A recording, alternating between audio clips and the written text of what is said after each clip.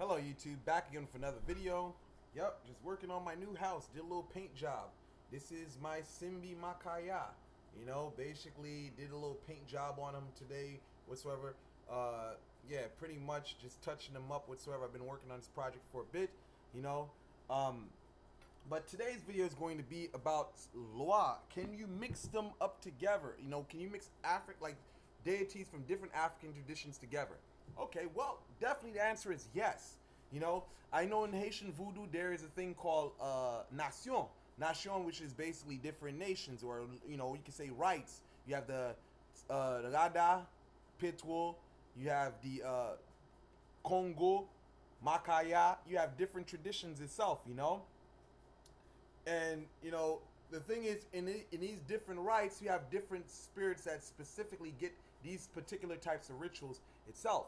So, as far as the different Vodun, Lwaorishas, or Lwa is concerned, you definitely have to be on a high spiritual note to be able to do this. What I'm actually talking about, I'm not going to say that you have to be at a priestly level, because there's a lot of people that are so-called Munguns and they can't basically they don't have the gifts in order to basically do that. Not gifts, but the spiritual faculties developed enough to be able to do that. So I definitely say if you have your faculties, your spiritual faculties opened up, definitely you will definitely be able to sense who's compatible or not. And that is in its nature is speaking the language of the spirits, because this language of the spirits is not, oh, I'm just talking to you like that. It's understanding through your psychic senses what they want, what they do not like, and what they disapprove of. So when you're developed like that, you can take a law and place them somewhere and know if they're going to fight or not, because the spirits will reveal it to you. You'll sense when they're going together, going head on head. Like example, I definitely say this.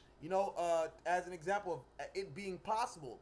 Like for me, I have Banwo Samzi, Oguferai, and Ezrali Dontor put together. And they work perfectly with me. Now the thing is this, is that, with dealing with statues, is a totally different science. Statues are a totally different science than from Veves. Veves are different. Veves, let's just say, Veves is a completely different energy.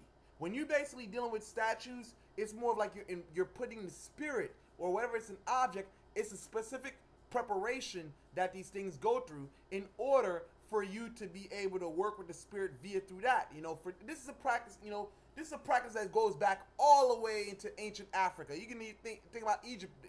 To be exact. They dealt with a lot with statues itself. So if you do any documentaries, behind that, you'll definitely understand what they were doing, or what the purpose was for the statue itself, But I say that because it's a different energy. It's like when I say with statues is the direct energy of the spirit that you're trying to contact. Where Veves is a little different. I'm kind of iffy about Veves, because anybody can give you a Veve and you don't know who it is, All you just know is a manifestation of it, But I'm speaking specifically with Veves. This is how it works, I got them together and they work well, about the combination I told you about. Shoot, even with the African traditions, like, okay, here it goes. This is an even crazier tradition that got mixed up. I have Laren Congo, which is of Congo nation, and I have Shango, which is what you say Igbo, which is a Nigerian. Shango is not in Haitian tradition. Just to say that Shango is from Nigeria. Nigeria, Ifa. So I got one from Congo, Nigeria, and then I have Legba, and I have Legba also together with that combination itself, So I have Lwa from different nations itself mixed up together, So it's possible. You just have to be able to sense who is willing to work with whom, And this is the thing that I say, that a lot of people are have a difficulty with understanding, because it's like this, when you move outside of religion, beyond religion, even African traditions can become religions on a ritualistic level, because if you get into the ritual, you never have time to develop yourself, to be able to understand things for yourself.